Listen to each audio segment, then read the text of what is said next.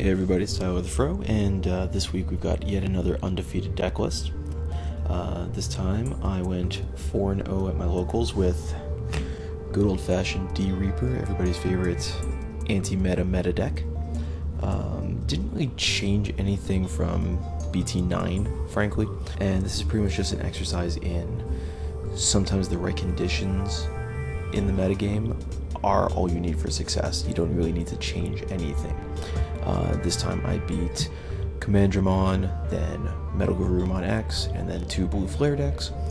And it generally stems from the fact that these decks have a really hard time getting through a resolved Gatekeeper. So yeah, I took total advantage of that and swept 4 rounds in a row. So let's break down the ratios that I ran this time. Starting off with our 4 Mother D-Reapers, you gotta have those. Basically just sits there and gets Searcher after Searcher after Searcher, and eventually you just set up an OTK. There are a couple of things that can interact with this now. People are playing more Metal Greymon, so you can punch unsuspended, but frankly, like, I've got some tech against that right now, so I wasn't exactly worried going into the event. For the most part, most decks can't interact with this thing at all, so it just sits there and gets better and better and better. Next up for our sources, very straightforward. We've got 20 copies of the Searcher. Everybody knows what this thing does by now. You play it when there's nothing in play. For 1 memory, draw a card. Can't attack, but you can attack your opponent's suspended Digimon if you need to, and this is what gets your Mother D-Reaper active. Very straightforward. I'm running 20, which is about 1 or 2 more than average. I always want to have this. If I find that I brick for a turn, it's enough of a tempo swing in this format that I'm just dead, so I always want to see one of these. Then I've also got 2 copies of X Antibody. It's just another free source I can put under the Mother. Some decks run 3. I found that I would much rather have the 20th Searcher over the 3rd Antibody, because a lot of times if I activate a Jerry and I see like too many of these, then I'm just tucking them on the bottom and it's lost value. So I went with that ratio, and it was really good. I think I only bricks like 1 turn the entire event. Next up, we've got our other Searcher, 4 copies of Pendulum Feet. On play, you reveal your top 3 cards. You can add a D-Reaper card and a Searcher. If you flip over 2 Searchers, you can just grab both of them. This is really important for actually finding the Reaper or the Gatekeeper for either the OTK or for the lockdown. So this is pretty much like the best like turn 2 play, turn 1 if you're going second. Then for our accelerators, I'm running the full 4 Jerry as well as 4 copies of the Bubbles. I've seen a lot of decks run like 2 to 3 copies of Jerry, but for this format it's aggressive enough that I want to get this down early and just start accelerating as quickly as possible. This has been a very important piece because there are some times where I can play a Jerry on 1 turn, activate right away, get my Mother up to like say 4 sources the next turn.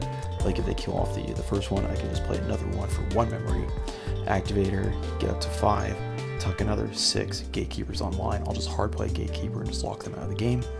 Bubbles is a security mon in that it lets me accelerate my Mother D-Reaper even faster. Triggers in security and on play, so just generally a card you always want to see in a game because it just speeds up the game so much faster. Next up, we've got our core defensive presence. We've got 4 copies of Gatekeeper. This is pretty much your ace in the hole against most blue flare decks and Commandramon. This certainly carried me throughout the game because when it's in play, you've got 6 sources under your Mother. All of your opponent's Digimon get security attack -1, so basically there's a lot of decks that actually can't win through that because there's no level on it.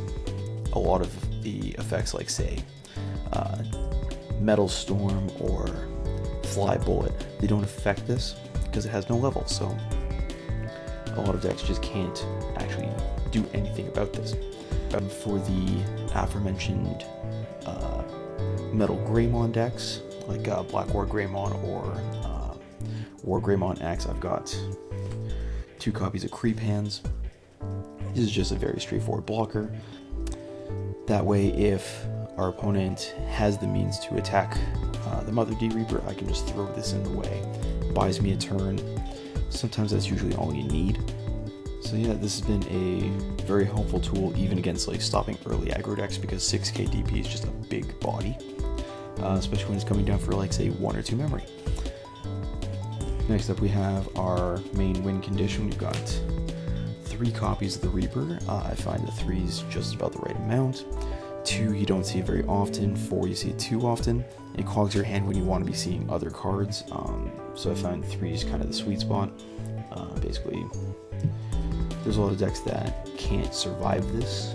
That's what makes it such a potent endgame card, because you just swing, tuck 2 searchers underneath, unsuspend, swings, and yeah, it's just still as effective in endgame as ever. Plus, if you have one in security, 15k is just huge. It saved me in the Metal Garurumon matchup because he swung in for 14k. Hits a Reaper, his entire stack is gone. I just unsuspend and kill him. So yeah, sometimes it's just effective as a removal piece as well. And speaking of removal, we've got 4 copies of Starmons and 3 Death Axemon. The Starmons, I've toyed around with cutting these down a bit, but because now that there's the new Chikurimon and Solarmon in addition to Psychmon, having a way of getting rid of that thing for cheap is super important. I've seen some decks running Pallet's Head, but I wasn't a huge fan of it because if they have one of those in play, it costs 6 memory, whereas this is just 3 memory, play it, pop a thing. Then we've got 3 Death X, which is again kind of the sweet spot number. Very important tool against any kind of rookie rush strategy against like say Commandramon, Armor Rush. Very good for just like the 1D Digivolve, and it's so good at keeping your opponent on the back foot. It keeps them from developing board presence. And against say Blue Flare, where they've got a bunch of tamers, a bunch of little guys, you just slam this down for say even like 8 memory, de-digivolve their Metal Greymon, and then just blow up their entire board. It's probably one of the best cards in the deck, and at 3 copies it's kind of similar to the Reaper, where you want to see it but you don't want to see it so much that you're only seeing it, because it can't be found with your Pendulum Feet, so that way you still have a chance of like drawing into it early on. Yeah, it's just generally a very effective card, and this deck doesn't exactly have much in the ways of removal, so it's pretty much your best bet. So breaking down my matchups, the Commandramon matchup was very tempo focused. Like, our removal cards were extra important there because it let us keep our opponents on the back foot. The Starmons forced them to play a little bit more aggressively and like build up a board, and it just walked right into Death X. That matchup, because they have so many Digivolve effects, I wasn't trying to go for the Reaper OTK, because if they flip an Ultimate Flare, then I just die. So what I ended up trying to do was use my Pendulum Feet, my bubbles, to do like early chips, and then set up the Gatekeeper so that they couldn't actually attack back, and that was usually just enough to win me the game. The Metal Garurumon matchup was very security dependent. I won both games because he built up a stack and swung in and hit either a Reaper or a Death X. It was just bigger than anything he was throwing at me, so his guy just died, and then it just let me OTK. Lastly, I faced 2 different Blue Flare decks. One was splashing the starter deck Greymon for the security attack. The other one was a little bit more defensive oriented with Magnamon X. The starter deck Greymon deck was actually a little bit trickier.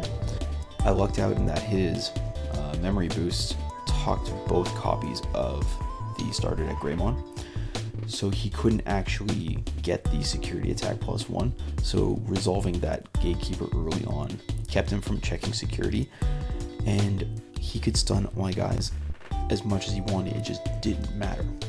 If he isn't able to check my security, I can't check his, but I've got an OTK. He doesn't have anything like that, so it just lets me win the game right there. The Magnum X was actually a little bit easier for me. That version of the deck is a little bit better in the mirror match, but here, again, you accelerate the 6 sources for the Gatekeeper so quickly. I think I had it online as early as like turn 4, and yeah, they just can't swing through that. They can Metal Graham on me as much as they want. They can stun my entire board. If they aren't getting those security checks in, nothing matters. They can't bounce my board, nothing they could do could suspend my Gatekeeper. So it just sat there, and I bought time until bam, Reaper OTK dead. So that was a very good metagame call on my part. I was expecting a lot of blue flare, especially now that there's no Crossheart.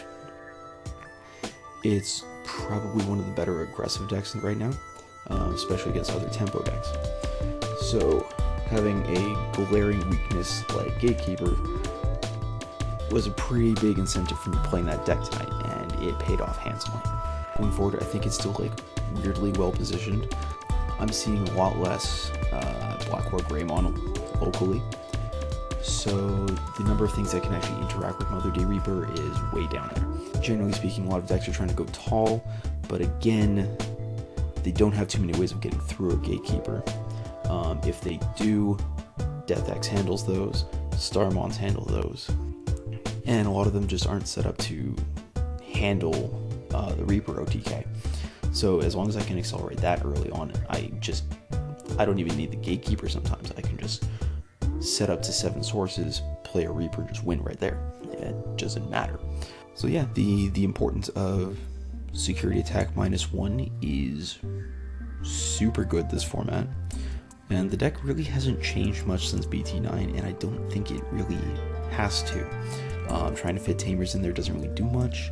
Options aren't really necessary. You just play Digimon and punch them and you win. Like, there isn't really a need to go fancy with like Tamers or options or anything like that, when the core of the deck is just so strong. It doesn't need improvement. So yeah, going forward in the format, it's still just a very powerful matchup. It's got good matchups against a lot of the more powerful decks out there. And yeah, this has been Tyler the Fro. Don't forget to like, comment, subscribe, click that bell, do all that YouTube stuff, and I will see you guys next time.